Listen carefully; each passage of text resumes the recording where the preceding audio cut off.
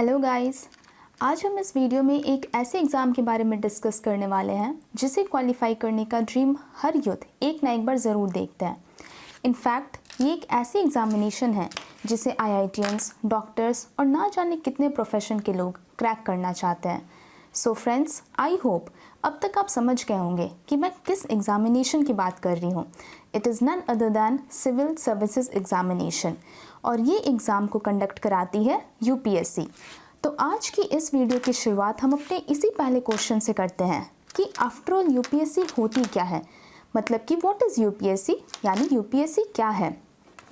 मैं ये क्वेश्चन यहाँ पे इसलिए डिस्कस करना चाहती हूँ क्योंकि मैंने अक्सर लोगों को देखा है यह कहते हुए कि वो यूपीएससी की प्रिपरेशन कर रहे हैं या फिर यूपीएससी की प्रिपरेशन करना चाहते हैं। तो आप मुझे बताइए, क्या आप भी उनमें से हैं जिन्हें ऐसा लगता है कि आप यूपीएससी की प्रिपरेशन कर रहे हैं या फिर फ्यूचर में कभी भी करने वाले हैं? If yes, then I am extremely sorry to say, क्योंकि ऐसा तो हो ही नहीं सकता। दिस इज़ बिकॉज यूपीएससी करके तो कोई एग्ज़ामिनेशन होती ही नहीं है, तो फिर हम उसकी प्रिपरेशन कर कैसे सकते हैं। तो चलिए अब हम समझते हैं कि after all what is UPSC. So UPSC एक सेंट्रल रिक्रूटिंग एजेंसी है। क्या है यूपीएससी? यूपीएससी एक सेंट्रल रिक्रूटिंग एजेंसी है जो बहुत सारे एग्जामिनेशंस को कंडक्ट कराती है। जैसे कि हम बात करते हैं एनडीए के बारे में, नेशनल डिफेंस एकेडमी। इस एग्जामिनेशन को लेकर यूथ में बहुत से क्रेज़ होते हैं और बहुत सारे यूथ इसे क्रैक करना चाहते हैं। कुछ और एग्जामिनेशंस देखते हैं।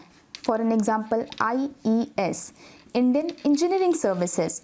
इस एग्ज़ाम की प्रिपरेशन वो लोग करते हैं जिनकी बैकग्राउंड बीटेक से होती है।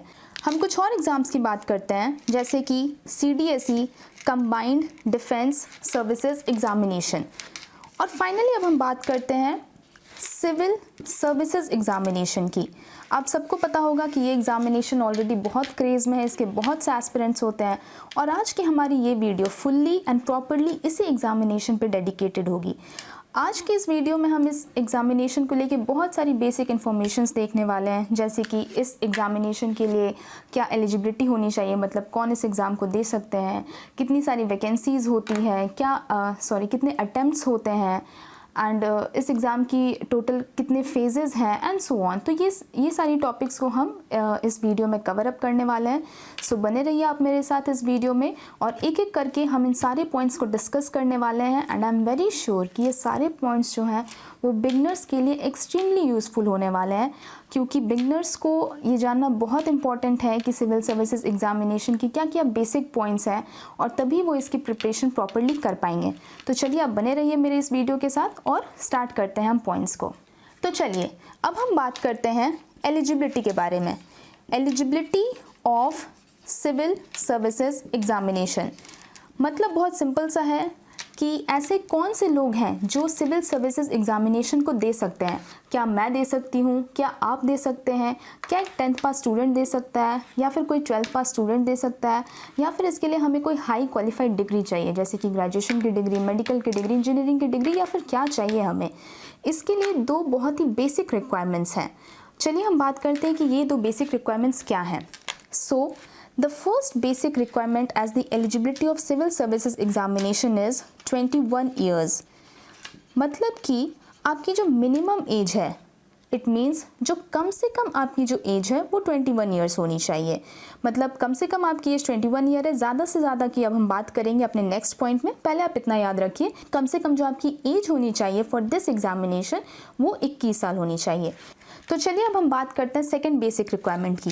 जो हमारी सेकंड बेसिक रिक्वायरमेंट है वो है ग्रेजुएशन की डिग्री।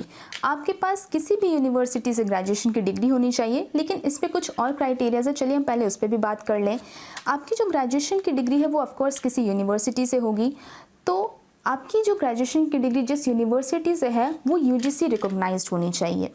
दूसरी पॉइंट ये कि बहुत सारे लोगों को ये कन्फ्यूजन होता है कि उन्होंने अपनी ग्रेजुएशन डिस्टेंस मोड से कर ली है, मतलब कि करस्पॉन्डेंस से कर ली है, तो क्या उनकी डिग्री को भी उतनी ही वैल्यू मिलेगी जितनी एक रेगुलर स्टूडेंट की डिग्री को मिलेगी? सो ऑफ कोर्स आपकी डिग्री को भी उतनी ही वैल्यू मिलने वाली है। यूपीएससी दोनों डिग्री को एक इक्वल लेवल में रखता है, ऐसी कोई डिस्क्रिमिनेशन नहीं होने वाली है। सो आप इस बात को लेकर बिल्कुल मत घबराइएगा। अब हम बात करते हैं कि ग्रेजुएशन में बहुत सारे स्ट्रीम्स होते हैं। तो जैसे फॉर एन एग्जांपल किसी स्टूडेंट ने अपनी ग्रेजुएशन साइंस स्ट्रीम में कर रखी है तो वो अक्सर घबरा जाते हैं या फिर नर्वस हो जाते हैं। उनका मानना ये होता है कि उन्होंने ह्यूमैनिटी सब्जेक्ट ली नहीं, अब उनका यूपीएससी में क्या होगा। तो ठीक है, इस पॉइंट में कहीं ना कहीं कुछ फैक्टर्स हैं जो हम आगे अपने अपकमिंग वीडियोस में डिस्कस करने वाले हैं। पर यहाँ पे मैं ये क्लियर कर दूँ कि आपकी एलिजिबिलिटी को लेके कोई इशू नहीं होने वाला है। आप चाहे साइंस स्ट्रीम से हो, कॉमर्स से हो या आर्ट से हो, you will be fully eligible to give the civil services examination. आपके पास ग्रेजुएशन की डिग्री होनी चाहिए और ऐसा कुछ भी कंपलसरी नहीं है कि आप टॉपर होने चाहिए यूनिवर्सिटी के या फिर आप फर्स्ट डिवीजन से पास होने चाहिए। There is nothing like that. आपके पास बस पासिंग परसेंटेज होनी चाहिए, दैट इज़ इनफ। एलिजिबिलिटी में कुछ और भी दो बहुत इंपॉर्टेंट पॉइंट्स हैं जिसे हम डिस्कस करने वाले हैं। The first point is nationality. Nationality में सिंपल सी बात है that you should be the citizen of India. Civil services examination की एक ये रिक्वायरमेंट है कि जो भी एग्ज़ाम दे रहे हैं ही और she should be the citizen of India. यहाँ पे कुछ और पॉइंट्स आती हैं जैसे कुछ और कंट्रीज़ की, नेपाल की, भूटान की। तो यहाँ पे सब्जेक्ट से रिलेटेड क्या पॉइंट्स हैं, आप इसे और डीप में जाके स्टडी कर सकते हैं। मैं ये सारी बातों को यहाँ पे नहीं डिस्कस कर रही हूँ क्योंकि मैं मान के चल रही हूँ कि आप इंडिया के सिटीज़न हैं। पर फिर भी अगर आपको ये सारे पॉइंट्स में कुछ डाउट है और आप चाहते हैं कि मैं ये सारे पॉइंट्स पर भी थोड़ा डिटेल वीडियो बना दूँ, अगर आप किसी और कंट्री से कहीं ना कहीं आपके रिलेशन है जैसे Nepal, Bhutan and so on, तो फिर you can comment me in my comment box और उसके बाद मैं इस पर एक डिटेल वीडियो आपके लिए बना दूंगी। तो चलिए अब नेक्स्ट पॉइंट देखते हैं। The next point is upper age limit on the basis of category.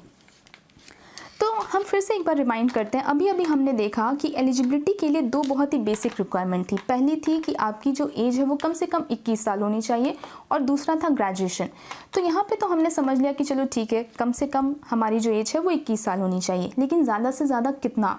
क्या हम 60 ईयर्स के हो गए हैं, 50 ईयर्स के हो गए हैं, तब भी क्या इस एग्ज़ाम को दे सकते हैं? नहीं। तो यहाँ पे अपर एज लिमिट फिक्स की गई है।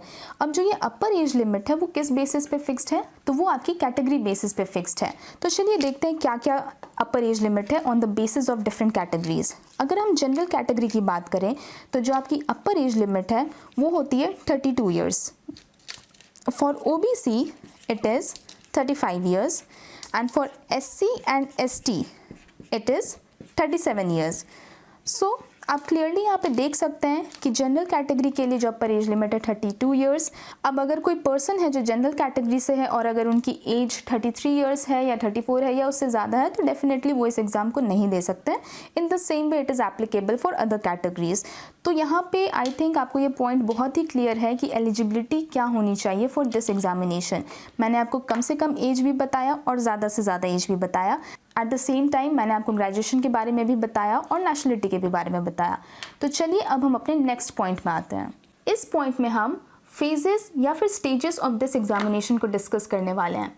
अब आप मुझे ये बताइए कि क्या आपको ऐसा लगता है कि आपने एक बार सिविल सर्विसेज के एग्ज़ाम को दिया और आपने क्वालिफाई किया और फिर आप सर्विसेज को ज्वाइन कर सकते हैं? नहीं, दिस इज़ नॉट ट्रू। ये प्रोसेस नहीं है इस एग्ज़ाम का। द एक्चुअल प्रोसेस इज़ कि civil services examination has total 3 stages.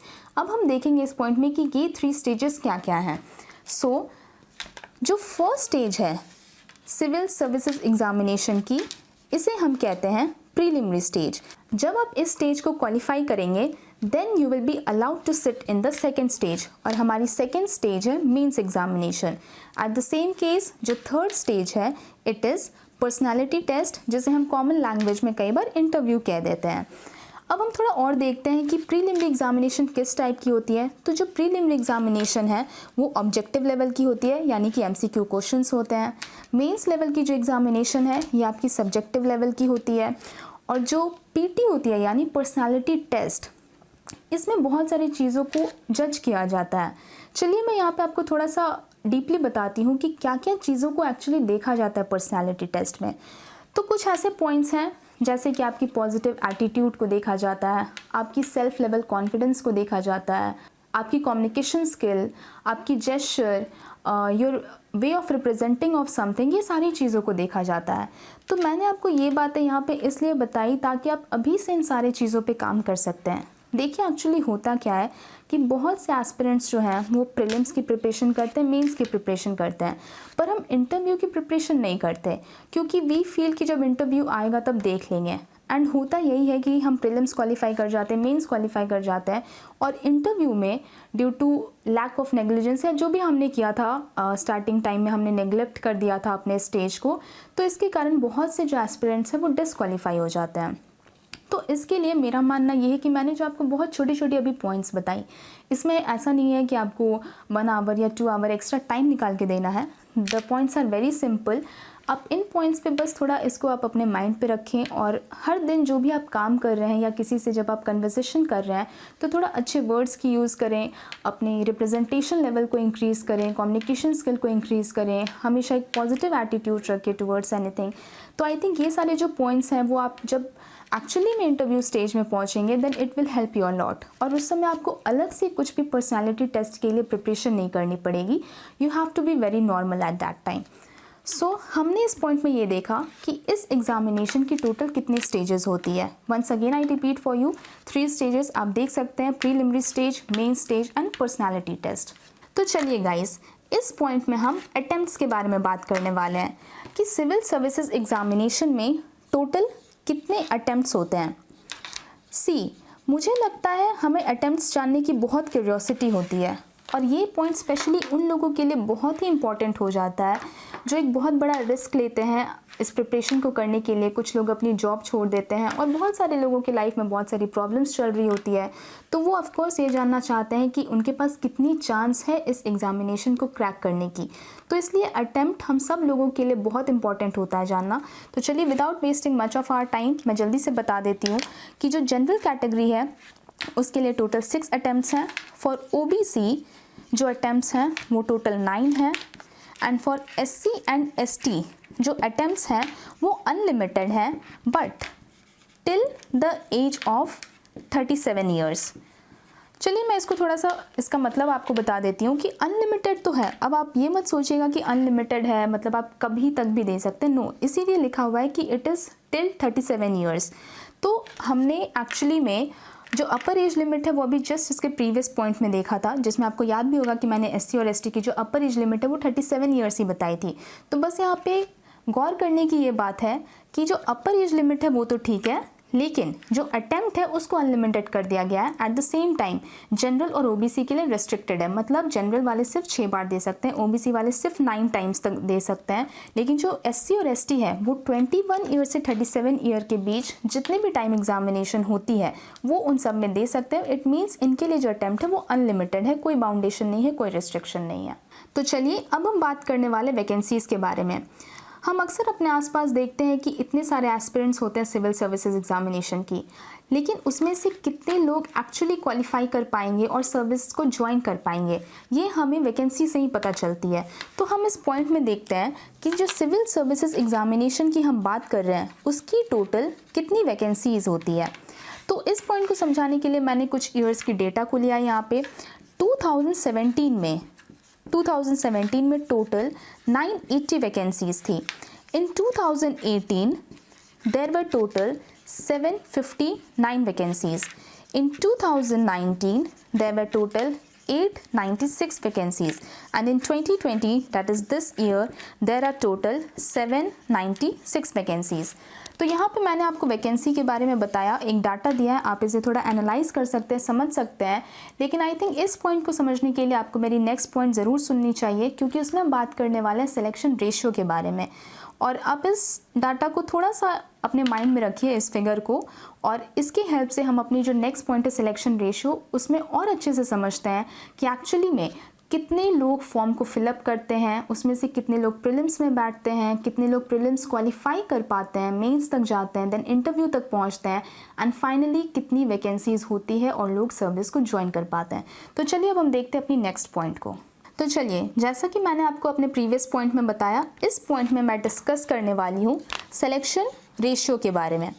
हम इस पॉइंट में एक्चुअली वही देखने वाले हैं कि कितने सारे लोग फॉर्म फिलअप करते हैं और फाइनली कितने सारे लोग सर्विस को ज्वाइन कर पाते हैं। तो चलिए इस पॉइंट को समझने के लिए मैंने 2018 का डाटा लिया है, जिसकी हेल्प से हमें ये पॉइंट और अच्छे से समझ में आएगा। तो बस आप ध्यान देते जाइएगा और आप सडनली बहुत शॉक भी हो सकते हैं। तो चलिए देखते हैं कि इस पॉइंट में क्या है। सो इन 2018 approx 11 lakh aspirants filled the form for preliminary examination. 2018 में अप्रॉक्स 11 लाख ऐसे बच्चे थे जिन्होंने प्रीलिमिनरी एग्जामिनेशन मतलब कि सिविल सर्विसेज एग्जामिनेशन की फॉर्म को फिलअप किया। अब आपको क्या लगता है कि ये जो अप्रॉक्स 11 लाख स्टूडेंट हैं, क्या ये सब चले गए होंगे प्रीलिमिनरी एग्जामिनेशन को देने के लिए? या फिर चलिए ठीक है, मान लेते हैं मे बी 1 लाख नहीं गए होंगे, 2 लाख नहीं गए होंगे, but you will be highly surprise to know कि इसके सिर्फ हाफ ऑफ द लोग ही जाते हैं फॉर्म फिल करने के लिए। और ये अप्रॉक्स ये हर साल का यही डाटा होता है कि जितने लोग फॉर्म फिल करते हैं उसके हाफ ऑफ द पीपल ही जाते हैं प्रीलिमिनरी एग्जामिनेशन को देने के लिए। तो यहाँ पे अप्रॉक्स 5 लाख ऐसे एस्पिरेंट्स थे जिन्होंने प्रीलिम्स एग्ज़ाम को दिया। अब आप ये सोच रहे होंगे कि इतने लोगों ने फॉर्म फिल किया, उसके सिर्फ हाफ लोग ही प्रीलिम्स एग्ज़ाम देने गए, ऐसा क्यों? तो यहाँ पे एक बहुत बड़ा रीज़न ये होता है कि बहुत से ऐसे एस्पिरेंट्स होते हैं जो फॉर्म फिल तो कर देते हैं पर एक्चुअली उनकी प्रिपरेशन पूरी नहीं हो पाती है, एंड देन दे रियलाइज़ कि नहीं, इस बार मुझे ये एग्ज़ाम नहीं देना चाहिए क्योंकि अगर वो दे देंगे तो उनकी अटैम्प्ट काउंट हो जाएगी। इस बात का ध्यान रखिएगा कि फॉर्म फिल करने से आपकी अटैम्प्ट नहीं काउंट होती है। जब आप प्रीलिम्स एग्ज़ाम को देते हैं, जब आप प्रीलिम्स एग्ज़ाम में बैठते हैं, तब आपकी अटैम्प्ट काउंट होती है। तो ये एक बहुत बड़ा रीज़न होता है कि इतने सारे लोग फॉर्म तो फिल कर देते हैं पर उसके लगभग ऑलमोस्ट हाफ ही जो परसेंटेज है वो प्रीलिम्स एग्ज़ाम को देते हैं। अब आप देखिए कि 5.5 लाख लोगों ने प्रीलिम्स के एग्ज़ाम को दिया और इसको क्वालिफाई करते हैं टोटल 10,500 एस्पिरेंट्स जो कि अब मेंस के एग्जामिनेशन को देंगे। तो यहाँ पे भी आप देख सकते हैं कि एक बहुत बड़ा जंप है प्रीलिम्स से मेंस के बीच में। कहाँ 5.5 लाख एस्पिरेंट और कहाँ सिर्फ 10,500। तो ये भी एक बहुत बड़ा जंप है और बहुत सारे जो एस्पिरेंट्स हैं वो प्रीलिम्स और मेंस के बीच डिस्क्वालीफाई हो जाते हैं।